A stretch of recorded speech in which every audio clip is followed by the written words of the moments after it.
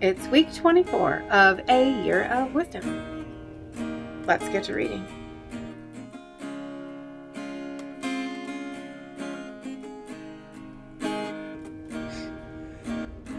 Day 166, Job 16, 17, and 18.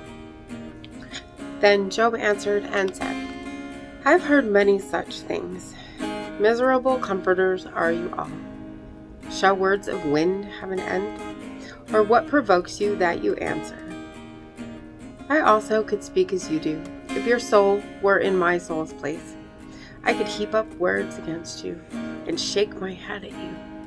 But I would strengthen you with my mouth, and the comfort of my lips would relieve your grief.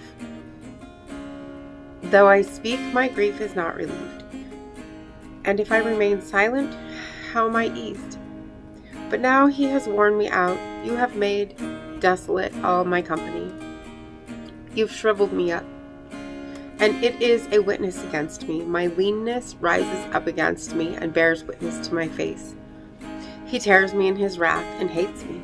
He gnashes at me with his teeth. My adversary sharpens his gaze on me. They gape at me with their mouth. They strike me reproachfully on the cheek. They gather together against me. God has delivered me to the ungodly and turned me over to the hands of the wicked. I was at ease, but he has shattered me. He also has taken me by my neck and shaken me to pieces. He has set me up for his target. His archers surround me. He pierces my heart and does not pity. He pours out my gall on the ground. He breaks me with wound upon wound. He runs at me like a warrior.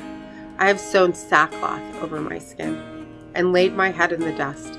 My face is flushed from weeping, and on my eyelids is the shadow of death. Although no violence is in my hands and my prayer is pure. O earth, do not cover my blood, and let my cry have no resting place. Surely even now my witness is in heaven, and my evidence is on high. My friends scorn me, my eyes pour out tears to God. Oh, that one might plead for a man with God, as a man pleads for his neighbor. For when a few years are finished, I shall go the way of no return. My spirit is broken, my days are extinguished, the grave is ready for me. Are not mockers with me, and does not my eye dwell on their provocation? Now put down a pledge for me with yourself. Who is he who will shake hands with me? For you have hidden their heart from understanding. Therefore you will not exalt them. He who speaks flattery to his friends, even the eyes of his children will fail. But he has made me a byword of the people, and I have become one in whose face men spit. My eye has grown dim because of sorrow, and all my members are like shadows. Upright men are astonished at this, and the innocent stirs himself up against the hypocrite. Yet the righteous will hold to his way, and he who has clean hands will be stronger and stronger. But please come back again, all of you, for I shall not find one wise man among you. My days are past, my purposes are broken off. Even the thoughts of my heart, they change the night into day. The light is near, they say, in the face of darkness. If I wait for the grave as my house, if I make my bed in the darkness, if I say to corruption, you are my father, and to the worm, you are my mother and my sister. Where then is my hope? As for my hope, who can see it? Will they go down to the gates of Sheol? Shall we have rest together in the dust? Then Bildad the Shuhite answered and said, How long till you put an end to words? Gain understanding, and afterward we will speak. Why are we counted as beasts and regarded as stupid in your sight? You who tear yourself in anger, shall the earth be forsaken for you? Or shall the rock be removed from its place? The light of the wicked indeed goes out, and the flame of his fire does not shine. The light is dark in his tent, and his lamp beside him is put out. The steps of his strength are shortened, and his own counsel casts him down. For he is cast into a net by his own feet, and he walks into a snare. The net takes him by the heel, and a snare lays hold of him. A noose is hidden for him on the ground, and a trap for him in the road. Terrors frighten him on every side and drive him to his feet. His strength is starved, and destruction is ready at his side. It devours patches of his skin. The firstborn of death devours his limbs. He is uprooted from the shelter of his tent, and they parade him before the king of terrors. They dwell in his tent who are none of his.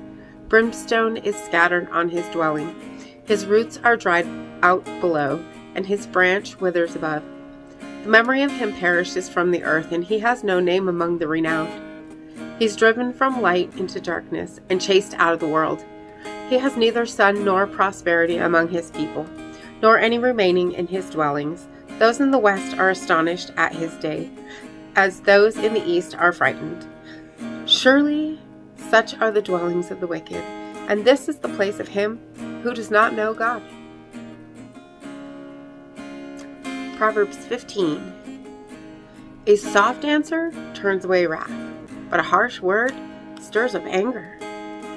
The tongue of the wise uses knowledge rightly, but the mouth of fools pours forth foolishness. The eyes of the Lord are in every place, keeping watch on the evil and the good. A wholesome tongue is a tree of life, but perverseness in it breaks the spirit. A fool despises his father's instruction, but he who receives correction is prudent. In the house of the righteous there is much treasure, but in the revenue of the wicked is trouble. The lips of the wise disperse knowledge, but the heart of the fool does not do so. The sacrifice of the wicked is an abomination to the Lord, but the prayer of the upright is his delight.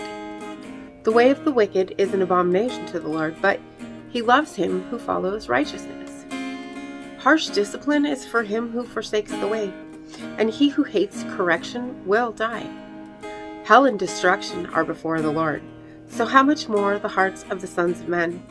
A scoffer does not love one who corrects him, nor will he go to the wise.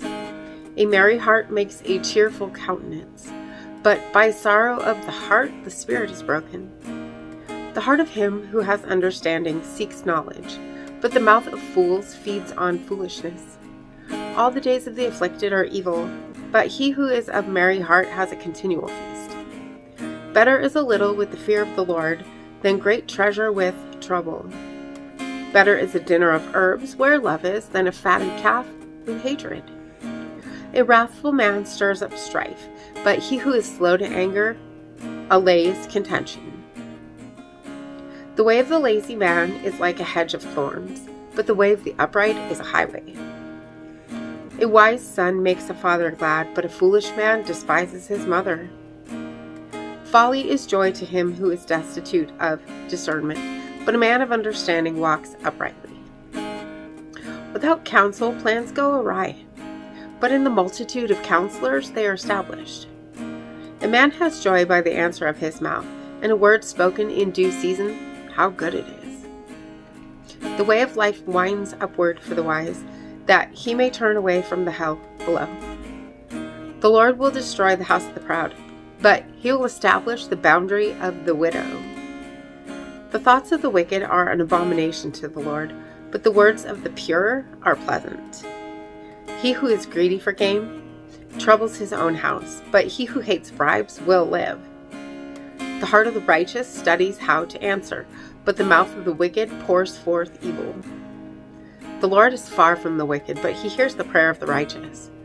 The light of the eyes rejoices the heart, and a good report makes the bones healthy. The ear that hears the rebukes of life will abide among the wise. He who disdains instruction despises his own soul, but he who heeds rebuke gets understanding. The fear of the Lord is the instruction of wisdom, and before honor is humility. And as always, thank you so much for being here today. Make sure to hit the subscribe button right there if you haven't already, and click the bell, and you get notifications. And I will see you tomorrow. Maranatha. When my head's completely full and my heart is worry-worn, I know without a doubt you'll carry me out of the storm. I'm standing at the crossroads, I'm lost without a clue. I need a big pink neon sign to show me what to do. I thank you, Lord, It glorifies you when you're the only answer. I praise you, Lord, for holding what's too much for me. And I'm amazed by you, Lord, because nothing's too big and nothing's too small to lay at your feet.